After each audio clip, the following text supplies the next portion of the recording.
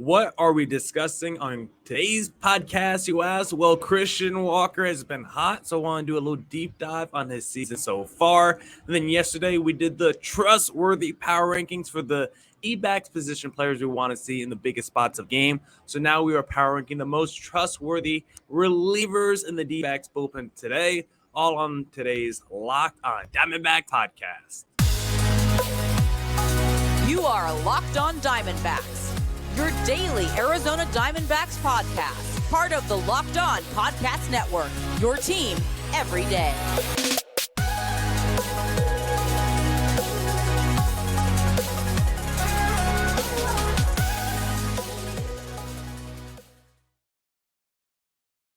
Welcome into the Locked on Diamondbacks podcast, part of the Locked on Podcast Network, your team every day. Listening to who? The always charismatic host of this podcast, Millard Thomas, a multimedia journalist and I'm a graphic designer. So please go check out my website, MillardThomas24.myportfolio.com. On there you can see all my latest work, from my packages to my articles to my photos and my graphic design. If you want to see more content by me, just follow me on Twitter at CreatorThomas24 for my personal account, or look up Locked on Diamondbacks, both Twitter, Instagram for the podcast handle. And of course, thank you for making Locked on Diamondbacks your first listen every day. I would not be able to do this podcast without you, my loyal listeners, sharing, subscribing, reviewing, doing all that so I could do this podcast for you. Thank you. It's free and available on all platforms, so please continue every day. One of those platforms is YouTube, so please hit subscribe on the Locked on Diamondbacks YouTube channel. If you listen to the podcast every day, please put hashtag everyday in the comments on the YouTube channel. But for today's podcast, as I mentioned yesterday, we did part one, basically power ranking our confidence in the Dbacks position player in terms of trustworthiness in big spots. It was basically a clutch ranking, not a talent ranking, not who's having the best season, because I had someone like Nick Ahmed ahead of Ketel Marte. I'm not saying Nick Ahmed is better than Ketel Marte, and I'm not saying if I was to start a team this year, I want Nick Ahmed over Ketel Marte. But if you're telling me it's ninth inning, man on third, 2 outs, Marte or Ahmed at the plate, I might want Ahmed over Ketel Marte in that situation. So that's what we're doing today with the bullpen power ranking, the relievers we would want to see most in a big spot. But before we get there, I first want to talk about Christian Walker, because this man has been on fire. And just FYI, when I'm recording these podcasts, because once again, I'm on vacation in Hawaii on the beach of Waikiki. And so I apologize, one, if the audio and video quality is not up to par as it usually is. This week is not the best for me. I brought my backup mic, and it is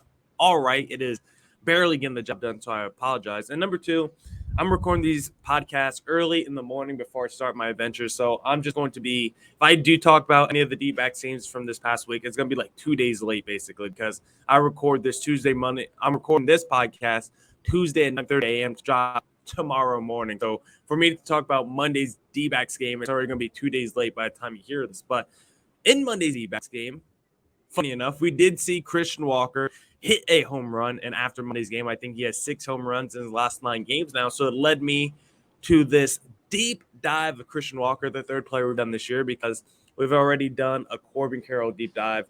We've also done, I want to say, Zach Gallen deep dive, right? I'm pretty sure this is the third deep dive we've had this year. But now I think it's time to do a little Christian Walker deep dive, because this guy has been elite this year. I think it's always fun to compare this year's numbers to last year's numbers, see how a guy improved, because Christian Walker so far, a lot of the numbers this year are matching up with what they were last season. His exit velocity is a little bit down this year. Last year is at 90 miles an hour. This year it's about 88 miles per hour. So it's a little bit lower this year than it was compared to years past. But you look at the barrel percentage, literally like exactly the same from last year. Launch angle, exactly the same. He added a couple of ticks of percentage points on that sweet spot percentage. So pretty much all the hard contact stats, according to StatCast, are pretty much right along with what he's done last year. The exit velocity is a little bit lower. The hard hit percentage is a little bit lower as well. 44% last year, 39.3% this year. But even with that being said, you could say he's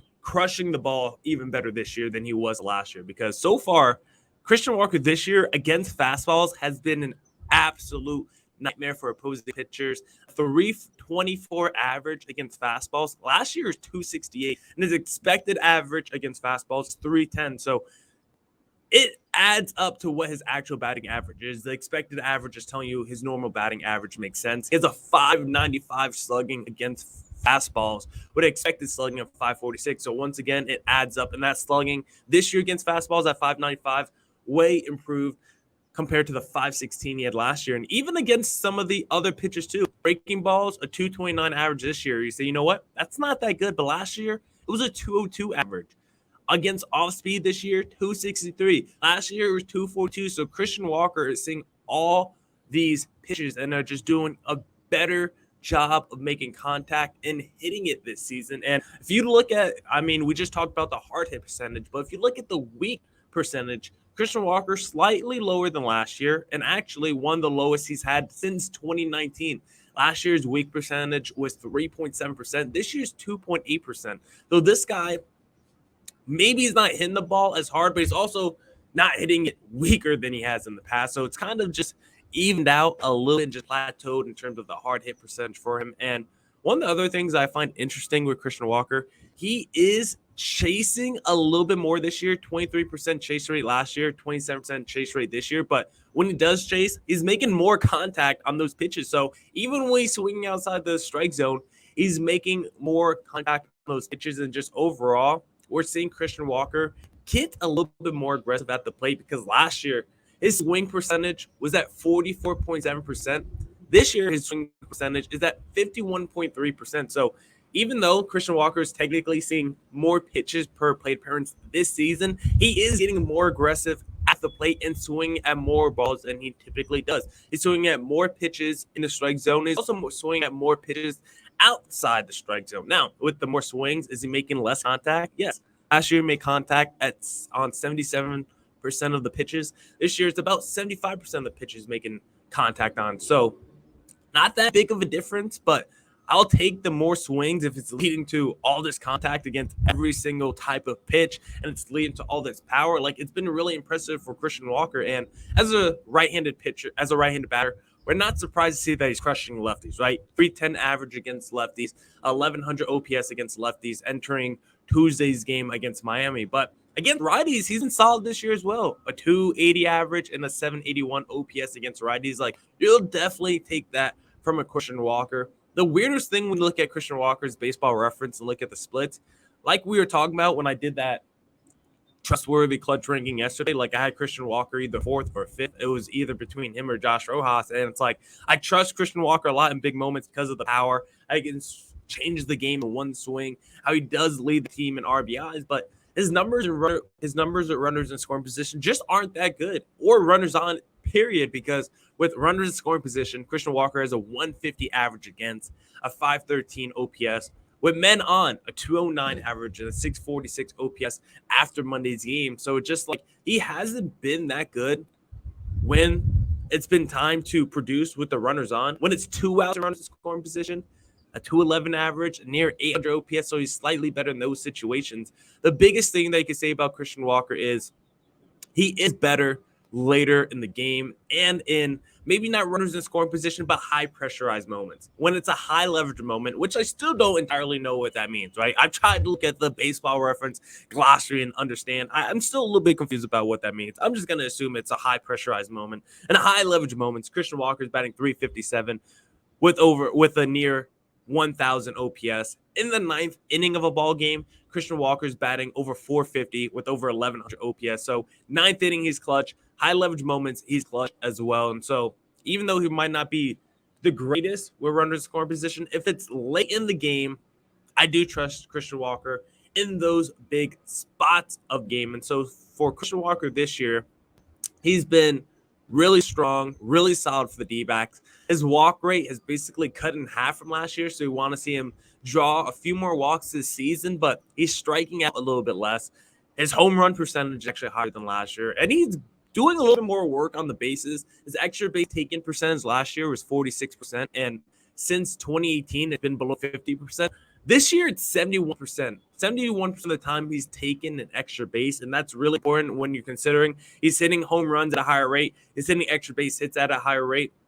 He's crushing all pitches, and now you're telling me he's also going to wreak more havoc on the bases. Christian Walker has been phenomenal so far for the D-backs this season. He's looked like an elite defensive player once again, coming off that Gold Glove award, and maybe he can get an all-star appearance this year. Maybe he could get some MVP votes as well, because if Christian Walker keeps doing the bat like this, I don't think he's going to win the MVP or anything like that. But if he finishes the year, because I think he's on track for 40 home runs, if Christian Walker finishes the year with like a 280 average, an 880 OPS, and 40 home runs, yeah, he's going to finish like top 9-ish in MVP voting. And I'm all here for it, because Christian Walker has been phenomenal for the D-backs since Paul Goldschmidt left. And that was a hard hole to fill. And it's just been such a nice surprise to see Christian Walker be a consistent contributor for the D-backs year after year.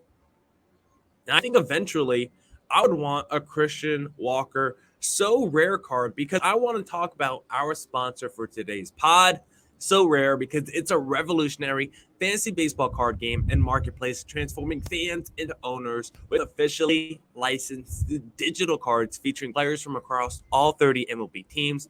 Unlike other fantasy baseball platforms, So Rare managers truly own their fantasy experience, collecting, buying, selling, and competing with player cards against global opponents who win epic rewards. Win or lose, you still own your cards, and there's no cost to play. Plus, the more you win, the more you advance, collecting increasingly powerful cards and accessing next-level competition and rewards. MLB game weeks happen twice weekly and span a 3 to 4 day cycle. At the end of game weeks, So Rare MLB managers who rank at or near the top of their leaderboards win a variety of rewards, which can include So Rare scarcity cards, game tickets, merchandise, signed jerseys, and VIP experiences like meeting MLB stars. Prizes may vary depending on the competition. Head to SoRare.com/lockedon. That's spelled SORARE.com to draft your team of free player cards, set your lineup, and start competing today to win epic rewards. Again, that's SoRare.com/lockedon to start playing today. All right. Let's get back into the podcast and let's do our trustworthy power rankings for D-backs relievers. These are basically the D-back relievers we would want most in a high leverage clutch moment where maybe it's 2 runners on, 2 outs, runner to score position, and the opposing team can take the lead or tie the game, one of those situations. So this is my power ranking for that. Of course, it's a subjective ranking, everyone, so I don't want to hear anyone get too upset. But if you are upset, don't be afraid to reach out on Twitter at CreatorThomas24 or reach out on Twitter for the show account Locked On Diamondbacks. Just type it in the little search bar. But we got to power rank the 7 relievers the D-backs currently have in the bullpen because they're relievers short with some injury that they've dealt with, and they just want to carry an extra position player for, the last week and a half, couple of weeks, because I think a guy like Dominic Fletcher has been so hot. Pavin Smith and Manuel Rivera have been so hot. It's been hard to sacrifice a position player. So the D-backs have 7 relievers that we're going to power rank today, and number 7 was probably the easiest guy to rank because it is Scott McGough coming in at number 7 in the power rankings for D-backs relievers, because McGough on the season hasn't been that good for the D-backs. He's got a 5.87 ERA, 10 earned runs, and 15.1 innings pitched.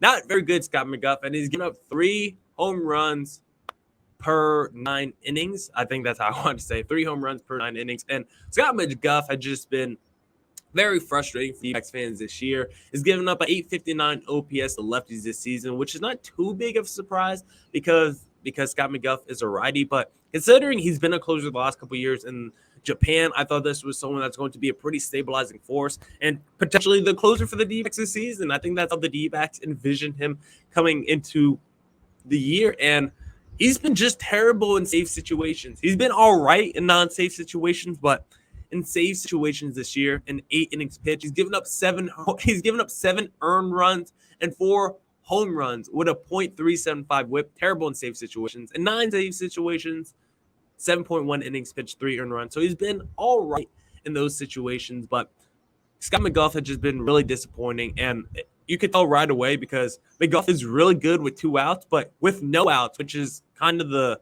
point of Scott McGough. When you watch him, it always feels like those first couple batters that come to the plate when there's no outs are the guys that could do the most damage, because when there's no outs, Scott McGough has given up a 273 average and 1061 OPS, which is insane. Now, he hasn't been good, he hasn't been bad with runners in scoring position and on. Like, Scott McGough has actually been elite when runners are on. It's when the runners aren't on and the bases are empty. That's actually when Scott McGough struggles the most, which is actually crazy to think about because When there's no one on and no out, Scott McGough has given up a 333 average and a 1289 OPS. So McGough hasn't been that good late games this year. In the ninth inning this season, McGough is allowed a 300 average and over a 1,600 OPS. And of course, all the numbers I say today are after Monday's game against Miami. So Scott McGough comes in at number 7 because he's terrible in high leverage moments. He's terrible in the ninth inning, and he's been bad in save situations this year. And there's probably no one I trust the least when I see a big moment of the ball game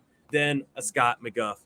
And I apologize for anyone that hears any music. I am outside on the balcony of my hotel room. I am on the 24th floor, so if you can hear music from some car down below, that means they are really jamming out here. Number 6 on my list, I got Kevin Ginkel, who at one point after 2019, I thought maybe Kevin Ginkel could be the closer of the future for the D-backs, and I'm pretty out on him being the closer of the future, but I still think he could be a solid reliever for the D-backs and maybe a set man. He has been worse against righties than lefties this year, which is weird because Kevin Ginkel throws righty, but has been terrible the splits against righties and lefties. He's just been slightly worse against righties than lefties this season. Really, for Kevin Ginkel, what's been bad, I mean, he's only had one save situation this year, and he did not come through in that scenario. And in non-save situations, like Ginkel just overall in the season has been all right. He's got 4.61 ERA and 13.2 innings pitched, and I just don't know if there's ever a moment of the ball game where I do trust the Kevin Ginkel. Now, if you look at him with runners in scoring position, he's very bad. Like when runners are on, Kevin Ginkel's not a very good pitcher.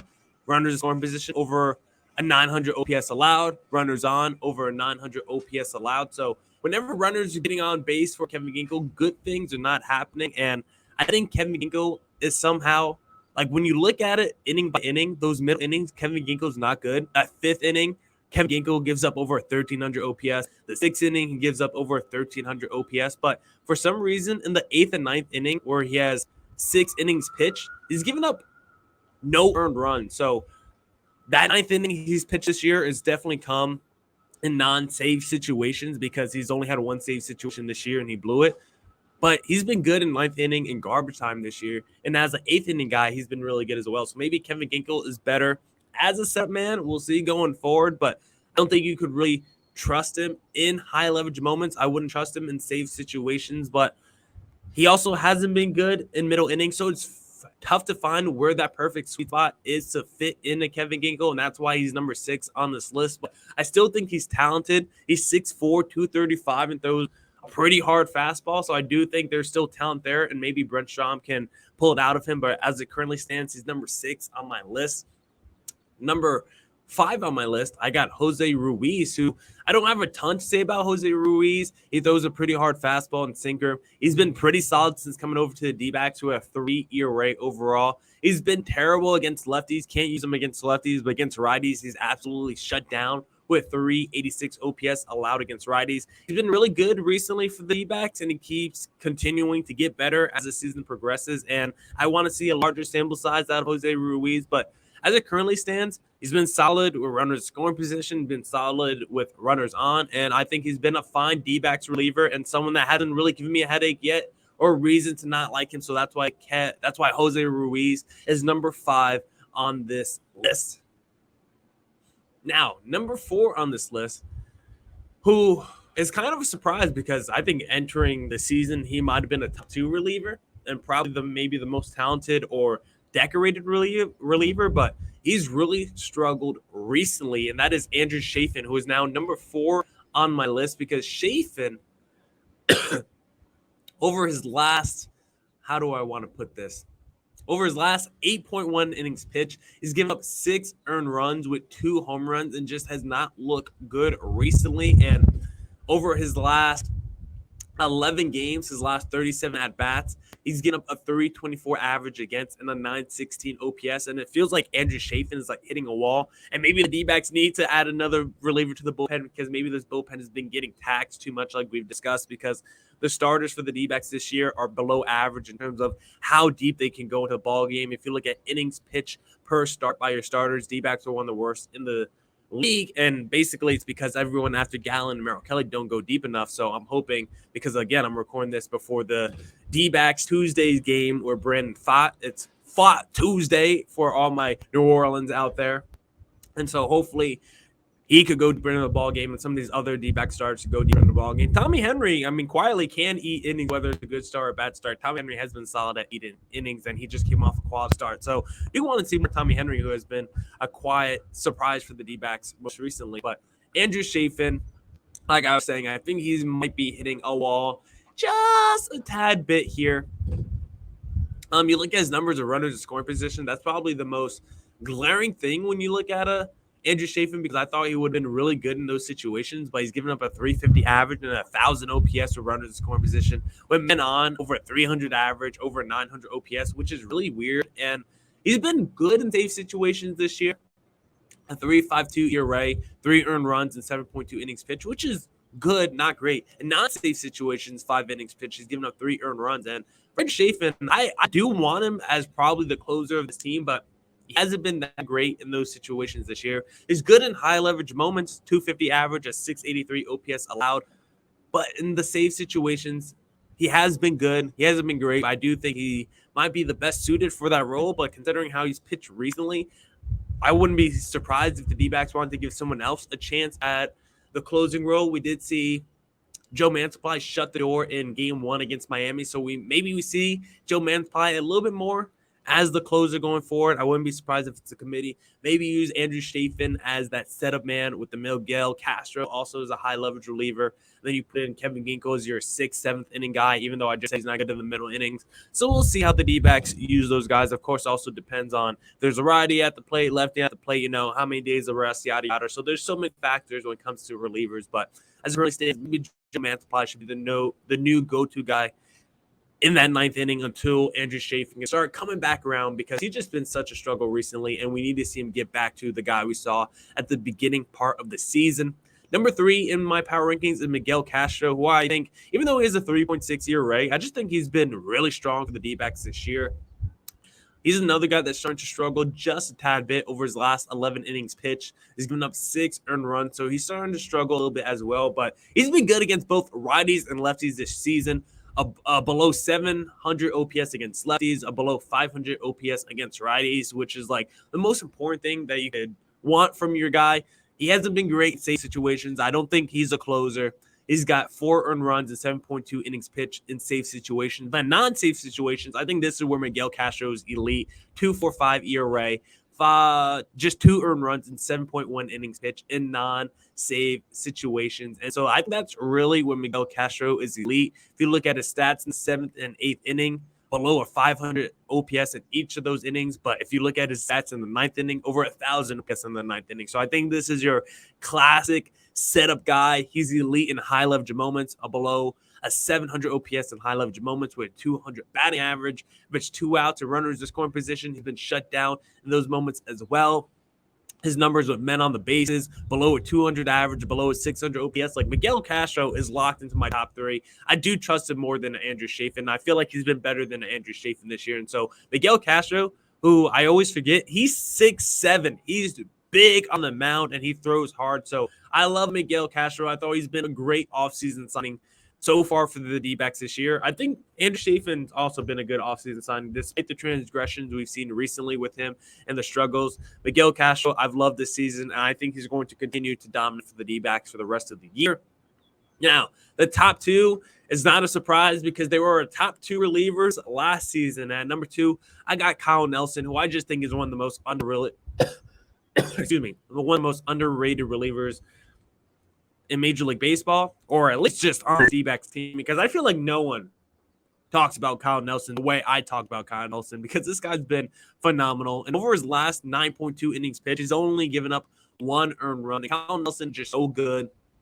Now, his splits, when you look at them, they don't look eye-popping. They don't jump off the page, but he gets the job done. Below 800 OPS to lefties, below 700 OPS for righties. And even though the numbers never look elite for Kyle Nelson, when you look at like opposing batting averages and stuff like that, like Kyle Nelson just doesn't give up runs, which is like the most important thing. And Kyle Nelson also just doesn't walk a ton of people. Now he does give up a ton of hits. His hits per 9 is pretty high on this D-backs team, but I don't care. He doesn't give up runs. That's like the most important thing to me, and like the most important thing that I care about, because we're runners in scoring position. This guy's shut down.